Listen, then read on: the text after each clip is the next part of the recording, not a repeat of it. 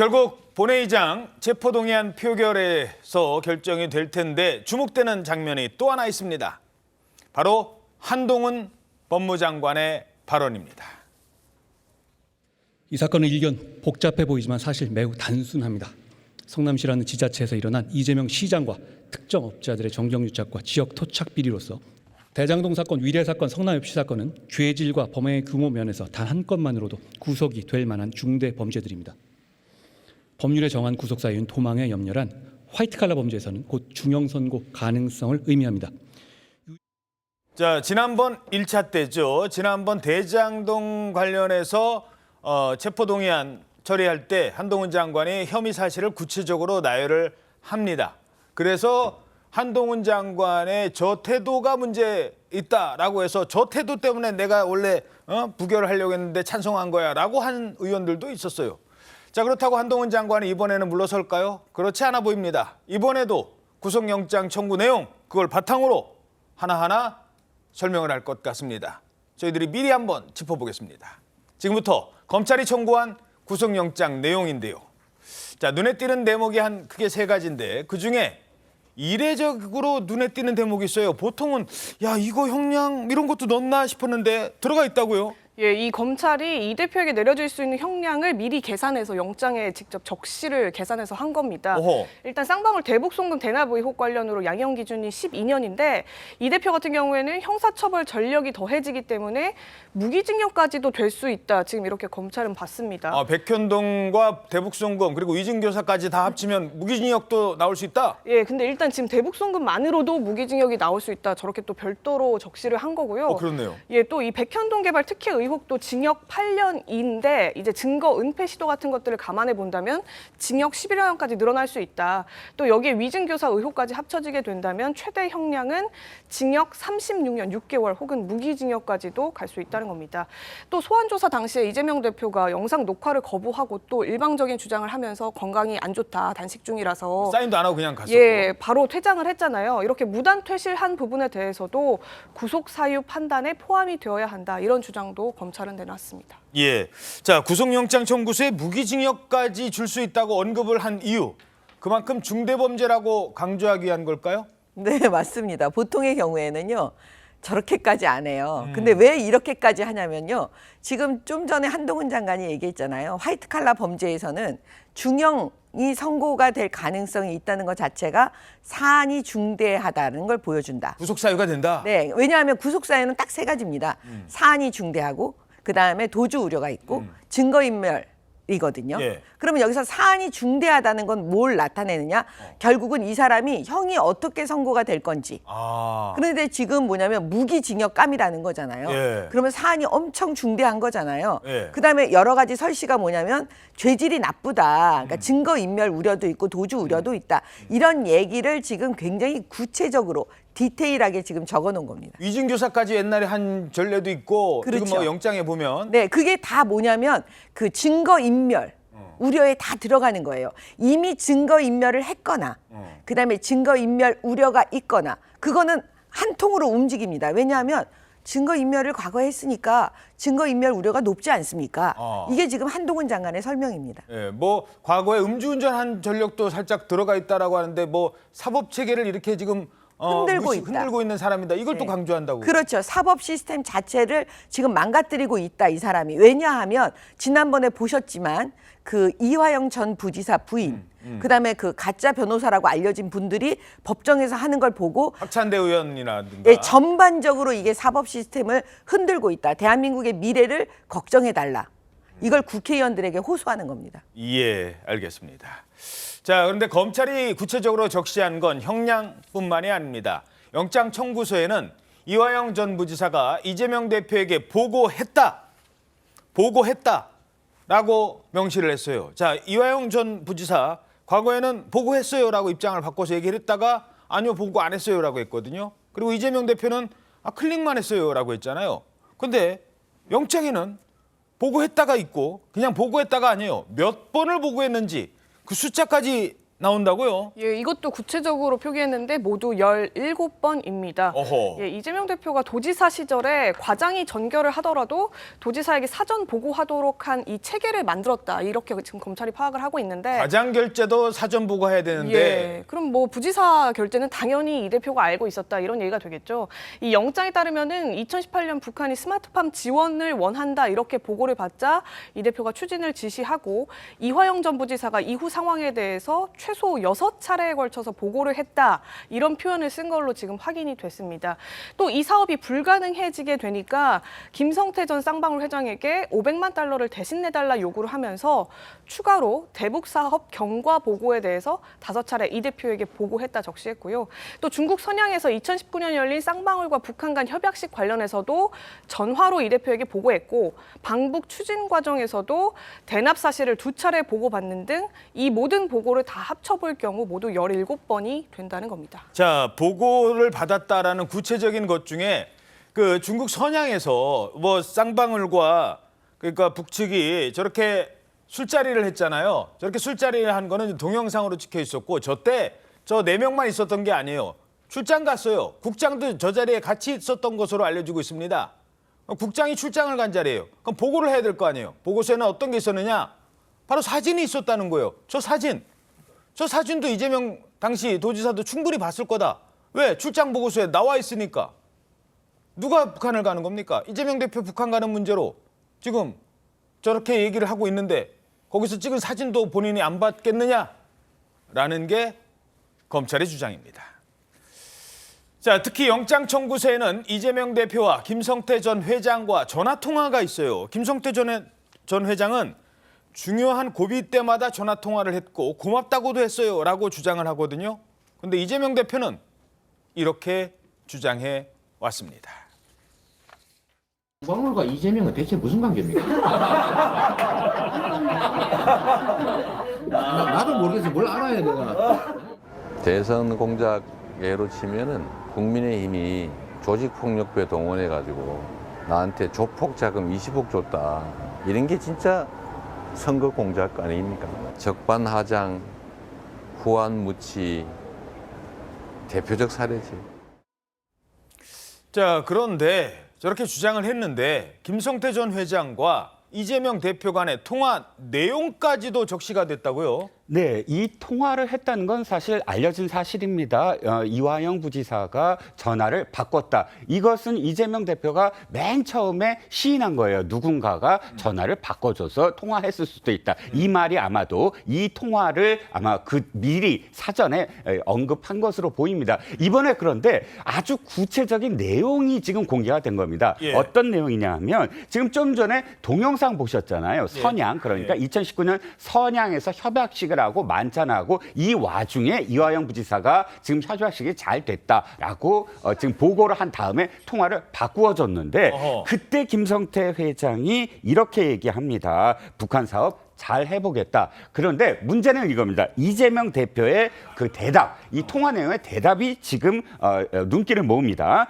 김 회장님 고맙습니다. 어허. 좋은 일 해줘서 감사합니다. 만약에 이 대화가 사실이라면 이 녹취가 있거나 혹은 증언이 있다면 이해가 안 가는 게 지금까지 이재명 대표는 이거 쌍방울의 그 개인적인 어떤 그런 그 회사의 사업이었을 것이다. 나는 관련이 없고 또는 경기도는 관련이 없다라는 입장을 취했는데 왜 갑자기 고맙다고 했을까? 감사하다고 했다는 건 그 이전에 이화영 부지사가 보고를 한 것에 대해서 뭉뚱그려서 그렇게 지금 대납을 해줬으니까 또는 스마트팜 비용을 내줬으니까 감사하다라는 게 지금 앞뒤가 맞는 그런 상황 아니겠느냐. 그리고 또 한 가지 좋은 일 해줘서 고맙다. 쌍방울이 개인적인 어떤 회사의 이 사업이라면 이 경기도 지사인 신분인 이재명 지사가 좋은 일 해줬다라고 이야기해 줄 수 있겠는가. 이런 맥락으로 볼 때 이것은 확실하게 대납과 관련된 그런 치하가 아니냐라는 게 검찰의 지금 구속영장에 기재된 이유입니다. 자,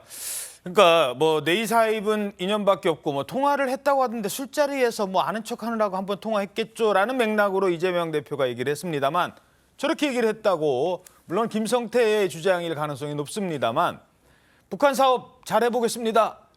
지사님 뭐 이렇게 하니까 아유 고맙습니다 김 회장님 좋은 일 해주셔서 감사합니다라고 했다는 거예요. 그러니까 저 술자리에 옆에 북한 측 관계자도 있었고 이화영 부지사도 있었고 그걸 다 아는 상태에서 고맙습니다. 왜 안다고 얘기가 되느냐? 지금 중국 선양에 출장 간 이화영 부지사가 바꿔줬잖아요. 선양에서 온 국제전화입니다. 선양에서 온 국제전화에 쌍방울 회장이 옆에 있었고 뭐 지나가다 만난 거 아니잖아요. 그런데 그 전화를 받고 고맙다고 했고 좋은 일 해줘서 감사하다고 화답을 했다는 겁니다. 자, 그렇다면 왜 좋은 일을 했을까? 이재명 당시 지사가 말했던 그 좋은 일이란 뭘까? 그 목적은 무엇일까? 김성태 전 회장은 왜 저랬을까? 자, 그 내용도 나옵니다. 이화영 전 부지사의 발언이죠. 예, 맞습니다. 이 김성태 전 회장이 대체 왜 이렇게 움직이고 대납까지 해줬느냐 이게 좀 궁금했던 포인트였는데 지금 이화영 전 부지사가 이재명 지사의 방북 대납 비용 대납을 김성태 전 회장한테 요구하면서 했다는 말이 지금 알려지고 있죠. 뭐라고 했느냐? 예, 이 동행 방북회 협의 내용을 공개하면서 쌍방울은 무조건 30대 재벌이 된다 이런 얘기를 한 겁니다. 30대 재벌 될 수 있다. 네, 저기에는 아마 조건이 있을 거예요. 어떤 조건이 되면 제가 굳이 그 얘기까지는 얘기하지 않겠습니다만 쌍방울이 갑자기 30대 재벌이 될 수 있다. 어떻게 되면 30대 재벌이 될 수 있다. 예, 이 북한 사업을 다 하게 되면 그러니까 큰 돈을 벌 수 있게 된다. 지금 이 지사나 경기지사가 밀고 있는 것이기 때문에 이런 북한 사업들을 다 하게 되면 큰 돈을 벌 수 있고 그러니까 이 지사의 방북이 그 선제 조건으로 무조건 추진이 되어야 한다. 이러면서 일종의 지금 투자금으로 생각하라 이렇게 회유를 하면서 30대 재벌 그룹이 될 수 있다. 이런 말을 지금 했다는 겁니다. 자, 그러니까 지금 잘 되면 쌍방울은 무조건 30대 재벌 되는 거야. 그러니까 그때 뭐라고 했습니까? 김성태 회장이. 누구라고는 제가 그때도 목적어는 없었어요. 대통령 한번 만들어야지 그랬다는 거 아닙니까? 대통령이 되면 쌍방울은 30대 재벌이 된다? 맥락상 그렇게 지금 해석을 할 수 있다는 겁니다. 그 얘기들이 서로 나왔다는 거예요. 자, 또 하나 있습니다. 영장에서 주목되는 대목. 이재명 대표가요. 지난번 조사받을 때, 지난번 백현동 사건 조사받을 때였어요. 그때 거의 그냥 진술서로 가름하겠습니다. 대답을 안 했어요. 진술서로 가름하겠습니다. 근데 뭘 하나 보여주니까 잠깐만요. 하고서 이렇게 쭉 읽어봤던 대목이 있어요. 그게 뭐였느냐? 녹취록이에요. 녹취록. 누구 녹취록이었느냐? 옛날에 이재명 대표가 성남시장 당시 알았던 그 이후에 알았는지 몰랐지만 뭔가를 부탁을 했던 사람이었대요. 바로 이 사건과 관련된 사람입니다. 바로 허위 증언을 하도록 시켰다는 내용과 관련해서 그 사람과의 전화통화 내용이 공개가 됩니다. 어떤 허위 증언을 했느냐? 시간은 과거로 거슬러 올라갑니다. 이때부터 시작된 사건이었습니다. 전과 3범이 아니라 전과 4범이다. 이렇게 밝히면서 부끄럽지 않는 내 전과를 공개합니다라고 해명하셨는데 젊은 시절에 음주운전은 제 잘못이고 그러나 나머지 2개의 전과는 제가 이 변호사로서 시민운동가로서 이 사회의 부정부패를 청산하기 위해서 희생적으로 싸우다 생긴 일입니다. 검사 사칭은 제가 한 게 아니라 방송국 PD가 사칭해서 전화하는 것을 제가 검사 이름을 알려줬다는 이유로 누명을 쓴 겁니다. 누명을 쓴 겁니다. 근데 저 사건은 이미 유죄로 확정이 됐어요. 그런데 누명을 쓴 겁니다. 자, 2018년 경기지사 선거 토론회 때 검사 사칭권이 누명이었다고 발언을 해서 이게 허위사실 유포로 재판을 받는 와중에 누군가 나를 도와줄 사람이 필요했던 겁니다. 당시 검사를 사칭했던 PD에게 그 검사 이름을 알려줬고 옆에서 나는 뭐 이렇게 써주기만 했다라고 했는데 벌금형 받았잖아요. 근데 누명이래요, 그게. 그래서 선거법 위반으로 재판을 치렀는데 알고 봤더니 이때 등장하는 김모 씨. 허위 증언을 해줬다는 김모 씨는 누구냐? 왜 영장에 들어가 있을까? 이 사람 이름이 김인섭 측근이라는 겁니다. 김인섭, 백현동의 핵심 로비스트 김인섭의 측근한테 옛날에 이런 위증교사를 부탁했다라고 보고 있다는 사안입니다. 자, 일단 이 사안 어떻게 분석하시겠습니까? 이건 이제 그 검사들이 수사할 때요. 하는 지점이 있어요.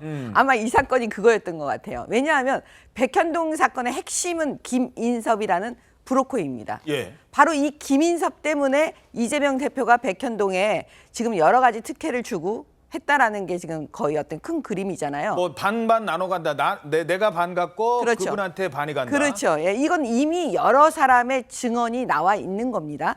근데 핵심은 바로 그 김인섭 씨하고 친한 사람이 바로 이 증언한 사람이에요.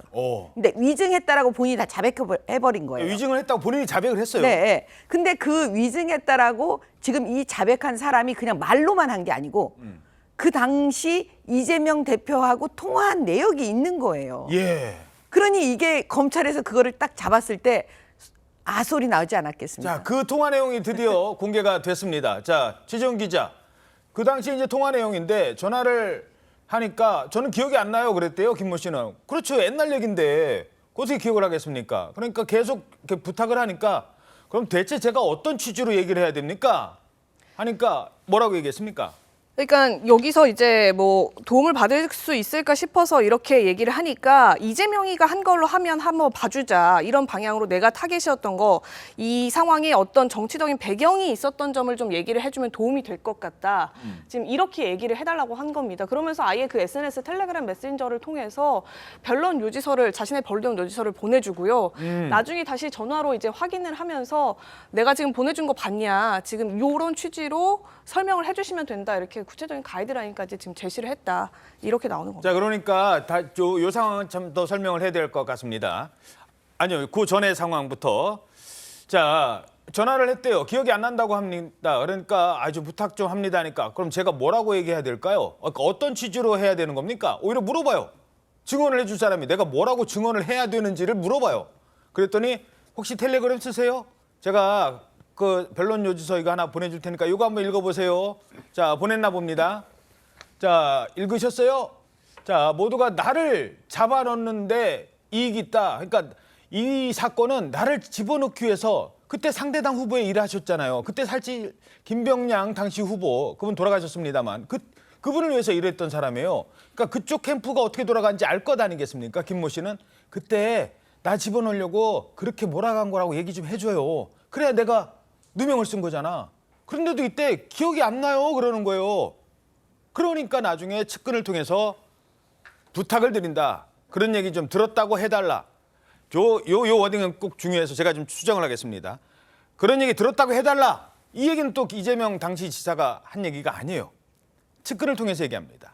중요한 대목에서는 이재명 지사는 중요한 부탁은 안 하는 것 같습니다. 어찌됐든 여기서 이런 논란이 되니까 내가 이게 위증교사냐? 나는 이거 제대로 얘기해달라. 억울한 거 없이 똑바로 좀 얘기해달라라고 부탁한 거다. 위증교사가 아니다. 진실을 말해달라고 한 거다. 이렇게 주장하고 있거든요. 보통 그 위증을 교사한 사람들은 다 그렇게 얘기해요. 근데 위증을 한 사람, 자기가 법정에 서서 증언대에 선 사람이 보통 다 자백을 해서 위증교사 사건이 나는 거거든요.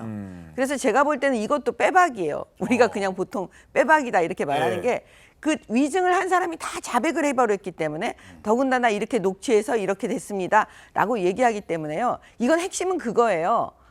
이재명 당시 이제 후보자가 자기가 검사를 사칭한 그 사건 나 누명 쓴 거라고 말해다오. 였거든요. 예. 근데 이제 그 부분이 다 녹취가 돼 있으니까 아까 보신 것처럼 그렇기 때문에 이거는 거의 빼박입니다. 예.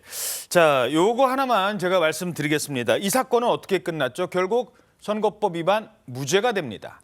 위증이 개입이 됐는데 그 재판이 잘못된 거잖아요. 위증 때문에 재판이 만약에 잘못됐다면 그러면 무죄가 아니어야 되잖아요. 근데 우리 법상은 무죄로 판결이 나면 그 무죄를 뒤집을 수는 없어요. 만약에 유죄가 났는데 죄가 없는 사람이 죄를 뒤집었던 판결, 유죄가 났다면 이거는 재심해야 됩니다.